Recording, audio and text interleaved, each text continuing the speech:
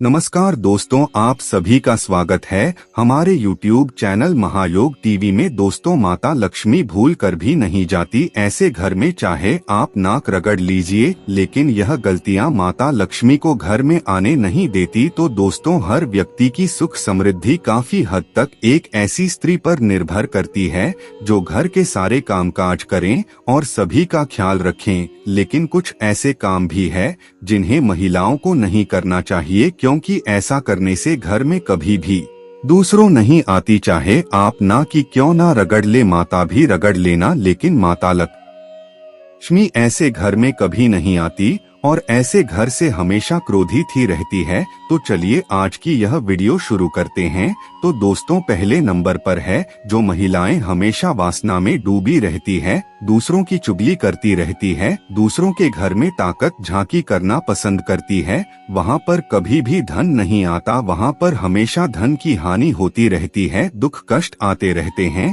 गरुड़ पुराण के अनुसार ऐसा मनुष्य सभी तरह की सुख धन दौलत से वंचित रह जाता है और माता लक्ष्मी ऐसे घर में कभी भी नहीं आती। दोस्तों, आप ध्यान रखिएगा या गलती आप ना करें दोस्त।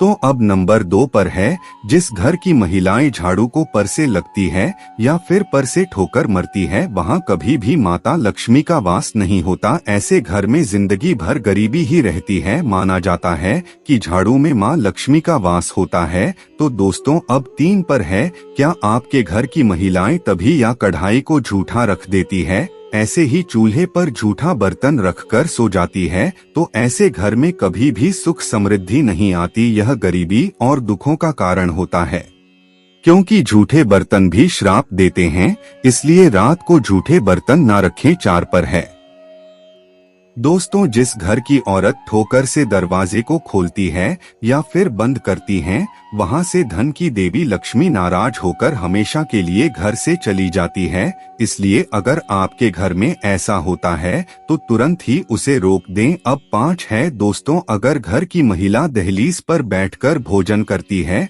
तो उसे घर की बर्बादी का कारण वह बनती है। हमारे हिंदू धर्म में इसे बेहद ही अशुभ माना जाता है। दहलीज पर भोजन करना, पति की हैसियत से ज्यादा भोजन करना, इन सब से घर में बर्बादी आती है। हफ्ते में 1 बार नमक पानी मिलाकर घर में पूछा जरूर करें। ऐसा करने से माता लक्ष्मी की कृपा बनी रहती है। अधूरी साफ सफाई करने से माता लक्ष्मी क्रोधी होती है। दोस्तों, 7 जी घर की महिलाएं रात को या शाम को झाड़ू लगाती है, उसे घर में कंगाली अवश्य ही आती है। इसलिए इस आदत को छोड़ दे, माता लक्ष्मी निराश हो जाती है, क्योंकि इस समय माता लक्ष्मी के आराम का समय होता है। अब 8 है, अगर आपके घर की महिलाओं को देर तक सोने की आदत है तो वह घर परिवार बहुत ही जल्दी नष्ट हो सकता है। देर से सोना और सुबह न उठाना अपने परिवार वालों के लिए और पति के लिए असफलता का कारण बनता है। माता लक्ष्मी ऐसे व्यक्तियों का साथ कभी नहीं देता।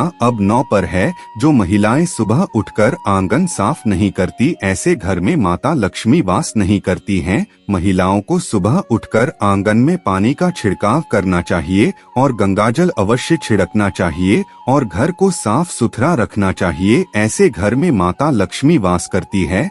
जिस घर में गंगाजल का छिड़काव करते हैं देवी लक्ष्मी और 100 से भी ज्यादा देवी देवता आपके घर में वास करते हैं। ऐसा कहा जाता है कि महिलाओं को समझना बहुत ही मुश्किल काम है, लेकिन महिलाएं हमेशा से पुरुषों के लिए कोई पहेली से काम नहीं होती। एक महिला को माँ, बहन, दादी, पत्नी और दोस्त के किरदार में देखते हैं और वह अपनी हर किरदार को बखूबी निभाते हैं। ऐसे में हम यह जान सकते हैं कि महिलाओं के सुंदर लहराते बाल न सिर्फ उनकी खूबसूरती निखारते हैं, बल्कि यह बहुत अच्छे भाग्य को भी दर्शाते हैं। सामुद्रिक शास्त्र में महिलाओं के बल के बना बटन के बालों के बारे में संपूर्ण जानकारी मिलती है। बालों के बनावट के आधार पर ही उनके स्वभाव की पहचान की जा सकती है। लेकिन महिलाओं में चिंता की बात यह है कि जब उनके बालों की बनावट गलत हो तो ऐसे बोल शुभ नहीं माने जाते। तो चलिए जानते हैं।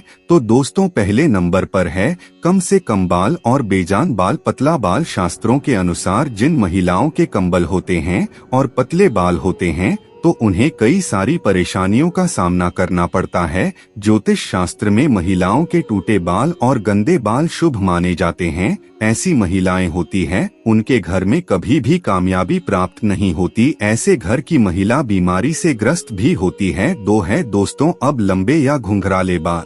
ज्योतिष शास्त्र में ऐसे बाल बहुत ही महत्वपूर्ण होते हैं और शास्त्रों में बताया गया है जिनके बाल लंबे घने होते हैं वह शुभता को दर्शाते हैं। ऐसे बोल साक्षात माता लक्ष्मी को दर्शाते हैं। वहीं लंबे और घुंघराले बाल वाले महिला के खूबसूरती में चांद चांद लग जाती है। साथ ही ऐसे घर में यह लोग जहां भी जाते हैं पैसे चुंबक की तरह वहां खींचे चले आते हैं। दोस्तों, अब 3 है बार बार बालों का टूटना। इन महिलाओं के बाल बार बार टूटे हैं तो यह सही लक्षण नहीं होता। ज्योतिष शास्त्र के अनुसार जिन महिलाओं के बाल टूटते हैं वहां कर्ज भी बढ़ता रहता है और पैसा भी पानी की तरह ही बहतर रहता है। तो इन लक्षणों को नजरअंदाज न करें। दोस्तों, अब 4 है जमीन पर पड़े बाल नकारात्मक ऊर्जा को आकर्षित करता है। अक्सर देखा जाता है कि महिलाओं के बाल टूट जाते हैं तो वह बाल जमीन पर फेंक देते हैं, जिसके कारण टूटे हुए बाल किसी गलत व्यक्ति के हाथ में लग जाते हैं जो उसका गलत इस्तेमाल कर सकता है या फिर टोने टोटके द्वारा आपको अपने बस में भी कर सकता है और यह आपके परिवार के लिए बहुत ज्यादा खतरनाक हो सकता है। यहाँ तक कि आपके परिवार में मौत का जल भी बन सकता है। इसलिए सावधान रहे और टूटे हुए बाल को कभी भी किसी अनजान व्यक्ति को ना दे और ना ही टूटे हुए बाल को इधर उधर फेंक। हमेशा टूटे हुए बाल को आपको अपने हाथों में लपेटकर किसी चीज में बांधकर ही फेंकना चाहिए और इसी में आपकी भलाई है। दोस्तों, अब नंबर 5 है महिलाओं के बल और उनकी एक गलती पूरे परिवार को बर्बाद कर सकती है। शास्त्रों के अनुसार शाम के समय आप एकांत में है तो तुरंत अपने सर पर पल्लू डाल ले, इसी में आपकी भलाई है। क्योंकि रात के समय कभी भी खुले बाल करके नहीं सोना चाहिए और ऐसा करने से बुरी आत्मा आप पर हावी हो सकती है।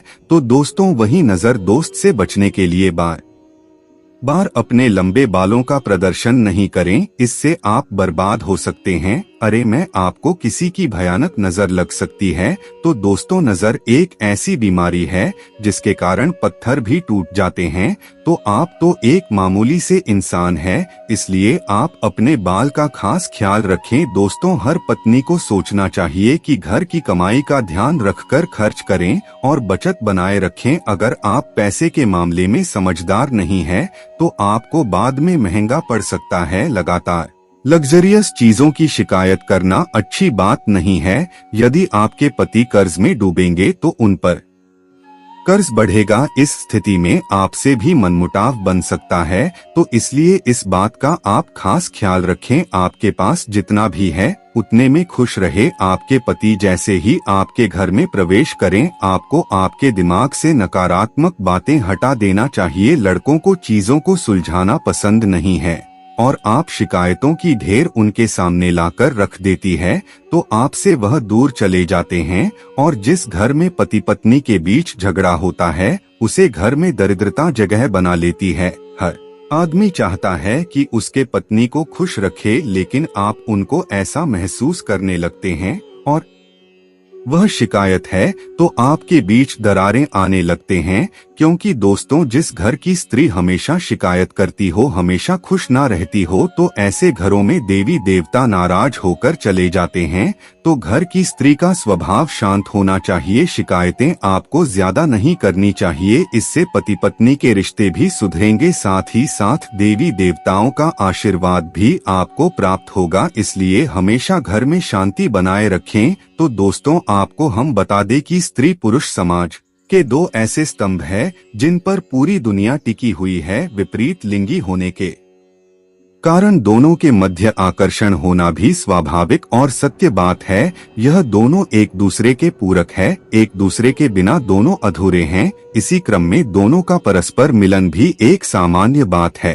धार्मिक मान्यताओं के अनुसार स्त्री पुरुष का संगम यदि परंपराओं के अनुसार होता है तो यह एक पवित्र घटना होती है। सरल शब्दों में देखें तो दोनों का मिलन अगर समाज द्वारा बनाए गए विधि विधान से होता है तो यह एक सामान्य घटना है। क्या है धार्मिक मान्यता? विवाह एक धार्मिक संस्कार ही माना गया है। इसके अंतर्गत स्त्री पुरुष का मिलन एक निकृष्ट कर्म है। विवाह के बाद स्त्री पुरुष के संबंध को शुभ और मान्यताओं के अनुरूप ही माना जाता है। लेकिन क्या आपने सोचा है कि वैवाहिक दंपत्ति को भी कुछ विशेष दिनों पर एक दूसरे से दूर रहना चाहिए? हिंदू धर्म में कुछ ऐसी तिथियां बताई गई हैं जिन पर पति पत्नी को शारीरिक संबंध नहीं स्थापित करने चाहिए। ब्रह्म वैवर्त पुराण के अनुसार इस दिन मिलन होने से कई तरह के नुकसान होने का डर रहता है। आइए हम आपको बताते हैं कि किन दिनों शारीरिक संबंध बनाने को वर्जित माना गया है। नवरात्र का पावन पर्व नवरात्र के 9 दिन देवी माँ की आराधना में लीन रहने के लिए होते हैं। कुछ लोग पूरे 9 दिन का व्रत रखते हैं और कुछ प्रथम और अंतिम नवरात्र के पवित्र दिनों में सभी लोग विधि विधान से माता की पूजा एवं कलश स्थापित करते हैं। ऐसे में नवरात्र के दौरान स्त्री पुरुष के बीच शारीरिक संबंध स्थापित होना निषेध बताया गया है। पड़ता है नकारात्मक प्रभाव। शास्त्रों में उल्लेख है कि अमावस्या के दिन पति पत्नी को एक दूसरे से दूर रहना चाहिए, अर्थात शारीरिक संबंध बनाने से बचना चाहिए। ऐसा करने के पीछे मान्यता है कि इससे उनके वैवाहिक जीवन पर नकारात्मक प्रभाव पड़ता है। इसके अलावा पूर्णिमा की रात भी दंपति को एक दूसरे से अलग ही रहना चाहिए। बुरी शक्तियां इस दिन ऊर्जावान रहती हैं, इसलिए इसका असर रिश्ते पर पड़ सकता है। इस वजह से इस दिन संबंध बनाने से बचना चाहिए। संक्रांति पर भी बचना चाहिए। संक्रांति की तिथि पर भी पति पत्नी को संबंध नहीं बनाने चाहिए। माना जाता है कि इस दौरान भी नजदीकी कायम करना अशुभ होता है, उनके रिश्ते पर इसका दुष्प्रभाव पड़ सकता है। इसलिए संक्रांति पर संभल कर रहना चाहिए। चतुर्थी अष्टमी पर भी रहना चाहिए दूर। पुराणों के अनुसार माह की चतुर्थी और अष्टमी तिथि पर भी पति पत्नी को एक दूसरे से दूरी बनाए रखनी चाहिए। पुराणों के अनुसार रविवार का दिन भी पति पत्नी के मिलन के लिए सही नहीं है, इसलिए इस दिन एक दूसरे से दूर ही रहना चाहिए। शारीरिक संबंधों के लिए यह समय उचित नहीं होता है। श्राद्ध पर साथी के निकट जाने से बचना चाहिए। श्राद्ध का समय पितरों को स्मरण करते हुए उनकी पूजा अर्चना करने का होता है। 15 दिनों तक लोग अपने पितरों की आत्मा की शांति के लिए पूजा, यज्ञ और हवन करवाते हैं। इसलिए मन, तन, कर्म, वचन से शुद्धि बहुत जरूरी होती है। इसलिए श्राद्ध या पितृपक्ष के दौरान भी पति पत्नी को संबंध बनाने के विषय में सोचना तक नहीं चाहिए। मन में अच्छे विचार लाने चाहिए। व्रत में संभोग उचित नहीं। धार्मिक मान्यता है कि जो मनुष्य जिस भी दिन किसी भी भगवान के लिए व्रत रखें, उस दिन पवित्रता और शुद्धता का खास ख्याल रखना चाहिए। पूर्णतया साफ मन से पूजा करते हुए विधि विधान से व्रत करना चाहिए। शास्त्रों में भी कहा गया है कि व्रती को ब्रह्मचर्य का पालन करना चाहिए, तब ही व्रत का पूर्ण लाभ मिलता है। चाहे स्त्री हो या पुरुष, जो भी व्रत रखते हैं उस दिन किसी प्रकार से अपने साथी के करीब जाना या संभोग करना सही नहीं बताया गया है। संतान प्राप्ति में आ सकती हैं समस्याएं। अगर कोई दंपति संतान प्राप्ति के लिए संबंध बनाने की सोच रहे हैं तो उन्हें वर्जित दिनों पर संबंध बिल्कुल भी स्थापित नहीं करने चाहिए। ऐसा करने पर भयानक परिणाम भुगतने पड़ सकते हैं। जिस दिन उन्हें यह विचार मन से बिल्कुल निकाल देना चाहिए। खड़ी होती हैं परेशानियां। अशुभ दिनों पर अगर कोई स्त्री गर्भधारण कर लेती है तो ऐसा करने से सभी अशुभ ग्रहों का असर होने वाली संतान पर होता है। फिर जन्म के बाद ऐसी संतान के लिए एक के बाद एक परेशानियां खड़ी हो सकती हैं। किन्नर हो सकती है संतान। हिंदू धर्म पुराण गर्भ उपनिषद में स्त्री पुरुष के संबंध बनाने से गर्भ में शिशु के जन्म और उसके विकसित होने का उल्लेख किया गया है। साथ ही शिशु गर्भ के भीतर 9 महीने तक क्या विचार करता है, इस बारे में भी बताया गया है। गर्भ उपनिषद के अनुसार अनुचित समय पर शारीरिक संबंध बनाने से एक किन्नर की उत्पत्ति होती है। इस रहस्य को गर्भ उपनिषद में बताया गया है। मंगल पहुंचाता है। हानि जितनी तिथियों पर संबंध स्थापित करना वर्जित बताया गया है। इन दिनों का स्वामी है मंगल, जो कि अत्यंत क्रोधी एवं विनाशकारी ग्रह माना जाता है। मंगल ग्रह के प्रभाव में जिस बच्चे का जन्म होता है वह स्वभाव से जिद्दी होते हैं, अपने से बड़ों की बात नहीं सुनते हैं और अपने हिसाब से सभी कार्य करते हैं। ऐसे बच्चे हिंसक प्रवृत्ति के भी होते हैं। इसलिए शास्त्रों के अनुसार इस दिन कोई भी शुभ कार्य करने की मनाही होती है। घमंडी होती है। संतान गर्भ संस्कार के अनुसार मंगलवार का दिन गर्भधारण के लिए बेहद अशुभ है। यदि इस दिन स्त्री गर्भधारण कर ले तो होने वाली संतान बेहद क्रोधी और घमंडी होती है। मंगल ग्रह के प्रभाव में जन्मे बच्चे किसी की बात नहीं सुनते, केवल अपने मन मुताबिक कार्य करते हैं। इन बच्चों के स्वभाव में ही हिंसा होती है, जिसके चलते ये सभी को परेशान भी करते हैं। शनिवार का दिन है। अशुभ शनिवार शनि ग्रह को समर्पित होता है। ज्योतिष शास्त्र में इस ग्रह को क्रूर और पापी की दृष्टि से देखते हैं। शनि ग्रह के प्रभाव से उत्पन्न हुई संतान अत्यंत निराशावादी एवं नकारात्मक रखने वाली हो सकती है। शनि ग्रह के कारण कई बार ऐसे प्रभाव से जन्मी संतान ताउम्र रोगी रह सकती है। इसलिए इस दिन को पति पत्नी का संतान उत्पत्ति के विचार से संबंध स्थापित करना अशुभ कहा जाता है। रविवार के दिन संबंध बनाने से चढ़ता है पाप। गर्भ संस्कार के अनुसार रविवार के दिन को पूर्ण रूप से भगवान सूर्य की पूजा अर्चना के लिए समर्पित माना गया है और ऐसे शुभ दिन पर पति पत्नी का सेक्स करना पाप के समान माना गया है। ऐसे दिन संबंध बनाने से नुकसान उठाना पड़ सकता है। सप्ताह के यह दिन है शुभ, जहां मंगलवार शनिवार और रविवार शारीरिक संबंध के लिए सही नहीं होते हैं। वहीं सप्ताह के बाकी 4 दिन गर्भ धारण करने के लिए शुभ माने जाते हैं। इसलिए सप्ताह के इन दिनों में पति पत्नी संबंध बना सकते हैं। आज की वीडियो कैसी लगी हमें कमेंट करके जरूर बताइएगा और अगर वीडियो पसंद आई हो तो वीडियो को लाइक शेयर कमेंट और चैनल को सब्सक्राइब जरूर कर लीजिएगा, जिसकी आपको ऐसे ही जानकारी पूर्वक वीडियो आगे भी मिलते रहे। न रखें भगवान की ऐसी मूर्तियां। आमतौर पर लोग घर के मंदिर में अलग अलग तरह के भगवान की मूर्तियां स्थापित करते हैं, लेकिन कुछ मूर्तियां भूलकर भी घर के मंदिर में न रखें। कई बार घर में होने वाली लड़ाई झगड़ों का कारण वास्तु होता है और अनायास ही घर में धन हानि होने लगती है, जिसकी वजह भी वास्तु ही होती है। कई बार घर में किसी वस्तु का गलत जगह पर रखा होना या गलत तरीके से रखा होना घर की खुशियों पर ग्रहण लगा देता है। ऐसा ही एक कारण हो सकता है घर के मंदिर में सही ढंग से भगवान की मूर्तियों का न होना। वास्तु के अनुसार घर में मंदिर का स्थान ईशान कोण यानी घर का उत्तर पूर्व कोने में होना चाहिए। मंदिर का मुख पूर्व या पश्चिम दिशा में होना चाहिए, उत्तर या दक्षिण में नहीं होना चाहिए और मूर्तियों को सही तरीके से व्यवस्थित करना चाहिए। जाने घर की सुख समृद्धि और धनधान्य के लिए घर के मंदिर में भगवान की कैसी मूर्तियां नहीं रखनी चाहिए। उग्र देवी देवताओं की मूर्ति न रखें। मंदिर में कभी भी उग्र देवी देवताओं की मूर्ति नहीं रखनी चाहिए। जैसे अप्रसन्न या गुस्से की मुद्रा में किसी भी देवता की मूर्ति मंदिर में स्थापित करने से मन में हमेशा अशांति रहती है और घर में लड़ाई झगड़े होते हैं।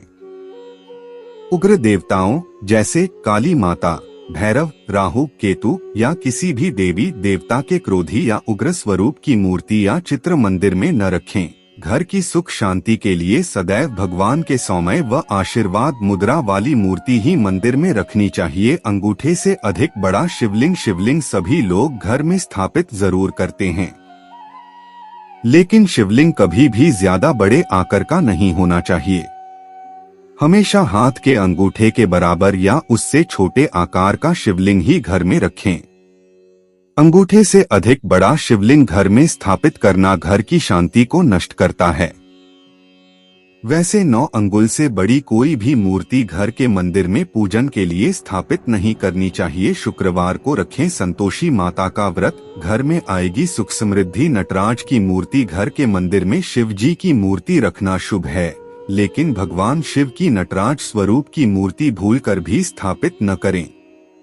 ये मूर्ति शिव जी के तांडव को दिखती है, जो घर में कलह कलेश का कारण भी बन सकती है। खड़ी हुई लक्ष्मी जी की मूर्ति माता लक्ष्मी धन धान्य की देवी होती हैं। आमतौर पर सभी के घर के मंदिर में माता लक्ष्मी की मूर्ति या तस्वीर रखी जाती है। लेकिन हमेशा माता लक्ष्मी की ऐसी तस्वीर ही स्थापित करें जिसमें वो कमल पर विराजमान हो और बैठी हुई अवस्था में हो। माता लक्ष्मी की खड़ी हुई मूर्ति भूलकर भी घर के मंदिर में स्थापित न करें, अन्यथा कल्याण होने के बजाय कष्टों का और रोग दोष का आगमन होता है। पंचमुखी हनुमान जी घर के मंदिर में हनुमान जी की मूर्ति रखना घर की समृद्धि के लिए अच्छा संकेत है, लेकिन कभी भी पंचमुखी हनुमान जी की मूर्ति या तस्वीर मंदिर में नहीं रखनी चाहिए।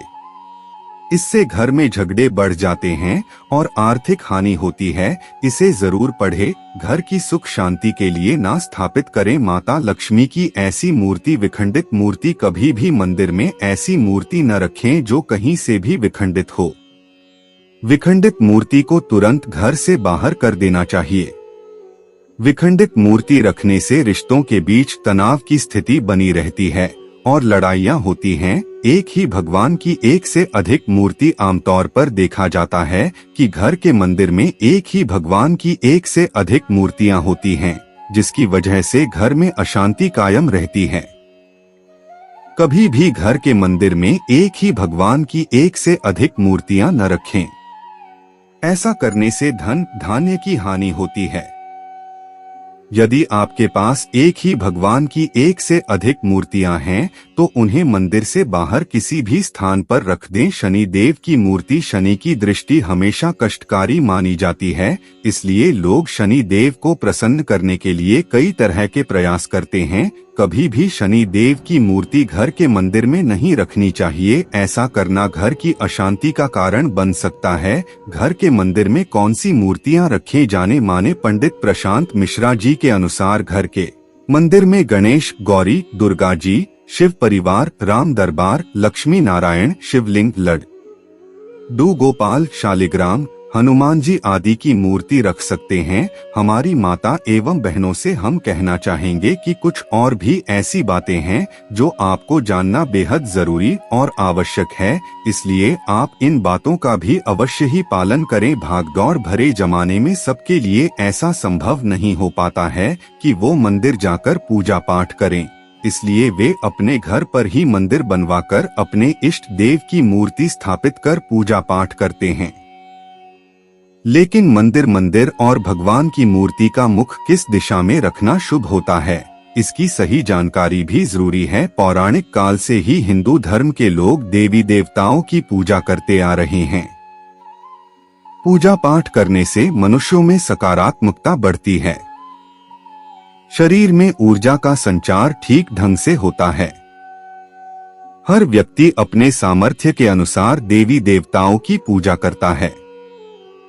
आज के भागदौड़ भरे जमाने में सबके लिए ऐसा संभव नहीं हो पाता है कि वो मंदिर जाकर पूजा पाठ करें, इसलिए वे अपने घर पर ही मंदिर बनवाकर अपने इष्ट देव की मूर्ति स्थापित कर पूजा पाठ करते हैं।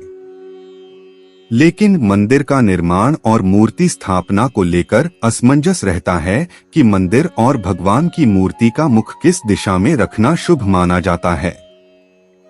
आइए जानते हैं मित्रों, आपको बता दें कि यदि आप घर पर मूर्ति की स्थापना कर रहे हैं तो आपको यह ध्यान रखना बहुत जरूरी है कि भगवान की मूर्ति का मुख किस दिशा में हो। मूर्ति का मुख सही दिशा में ना होने से पूजा पाठ का सही फल नहीं मिल पाता है।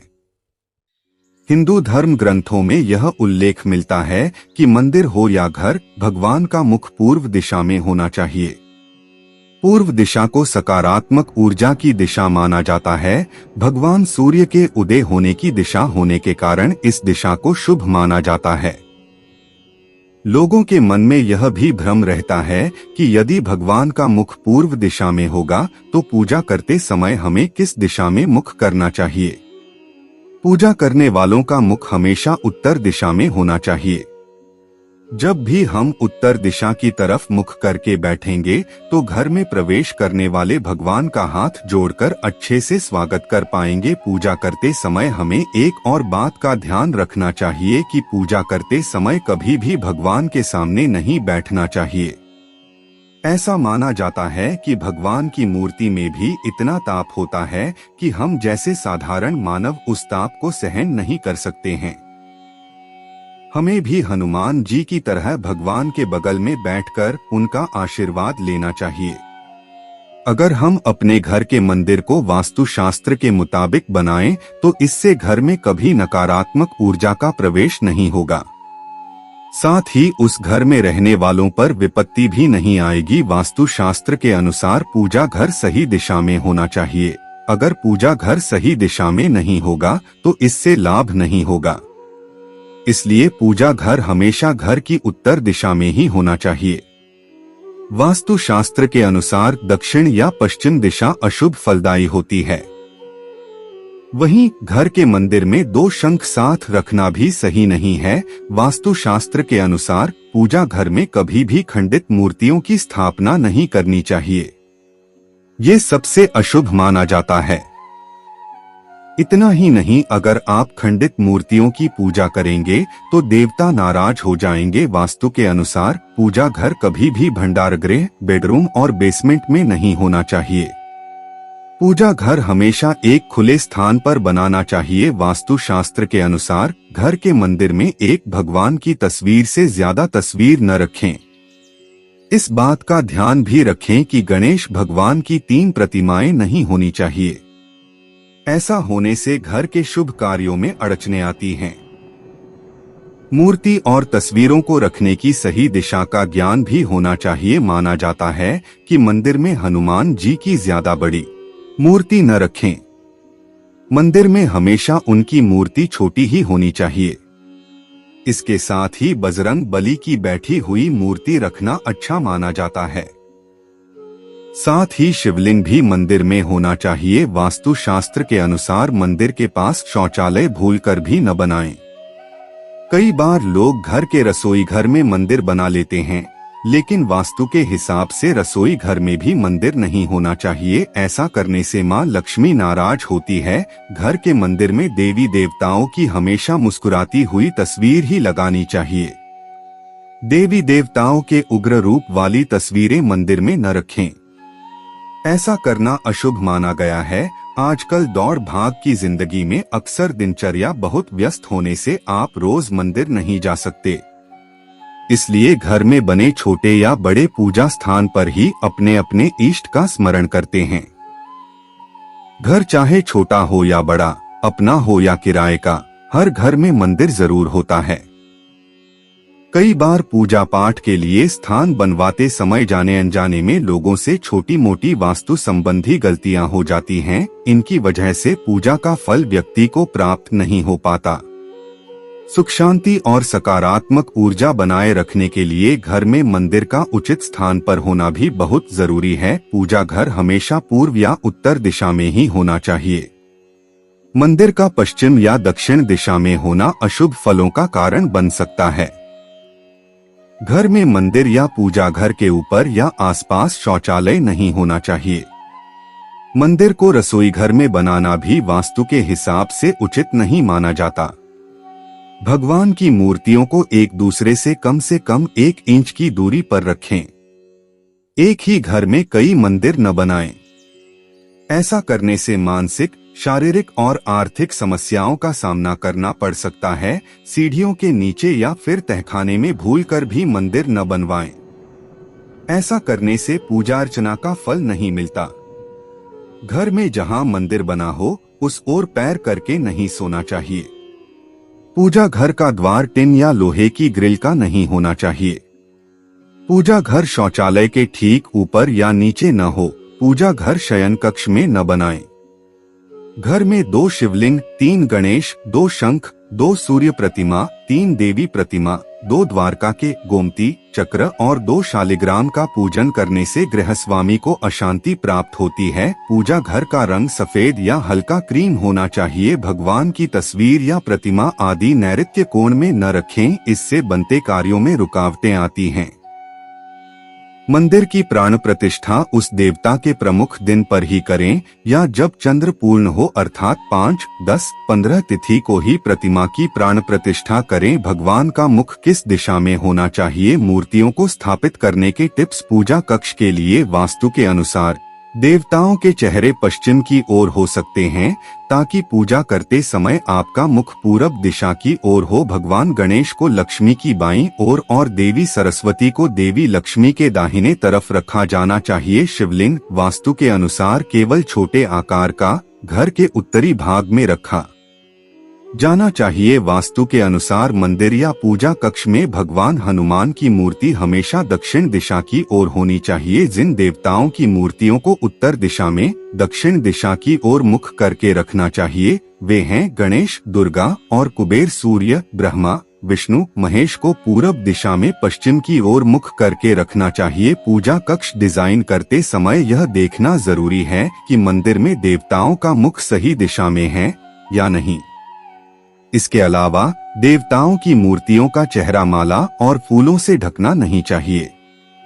हमेशा भगवान की ठोस मूर्ति रखें और मंदिर में खोखली मूर्ति रखने से बचें। वास्तुशास्त्र के अनुसार घर में मंदिर में मूर्तियों को फर्श पर न रखें। घर के मंदिर में बड़ी मूर्तियों से बचना चाहिए। वास्तु केवल 9 अंगुलियों की मूर्तियों का परामर्श देता है क्योंकि उन्हें शुभ माना जाता है। क्या आप मूर्तियों को सीधे दीवारों के सामने रख सकते हैं? वास्तु शास्त्र के दिशा निर्देशों के अनुसार घर में मंदिर या पूजा रूम में दीवारों पर भगवान की मूर्तियों को सीधे रखने से बचें। मूर्तियों और दीवार के बीच कम से कम 1.5 इंच की दूरी रखें। यह व्यवस्था ऊर्जा और धूप को सुचारू रूप से आवाजाही करने देती है और ये पूरे कमरे में फैल जाती है। शयन कक्ष में पूजा स्थल नहीं होना चाहिए। अगर जगह की कमी के कारण मंदिर शयन कक्ष में बना हो तो मंदिर के चारों ओर पर्दे लगा दें। इसके अलावा शयन कक्ष के उत्तर पूर्व दिशा में पूजा स्थल होना चाहिए। ब्रह्मा, विष्णु, शिव, सूर्य और कार्तिकेय, गणेश, दुर्गा की मूर्तियों का मुंह पश्चिम दिशा की ओर होना चाहिए। कुबेर, भैरव का मुंह दक्षिण की तरफ हो। हनुमान जी का मुंह दक्षिण या नैऋत्य की तरफ हो। रसोई घर, शौचालय, पूजा घर एक दूसरे के पास न बनाएं। घर में सीढ़ियों के नीचे पूजा घर नहीं होना चाहिए। पूजन कक्ष में मृतात्माओं के चित्र न लगाएं। किसी भी देवता की टूटी फूटी प्रतिमा या तस्वीर व सौंदर्य प्रसाधन का सामान, झाड़ू व अनावश्यक सामान भी मंदिर में न रखें। भगवान जी का चेहरा कभी भी ढकना नहीं चाहिए, यहाँ तक कि फूलमाला से भी चेहरा नहीं ढकना चाहिए।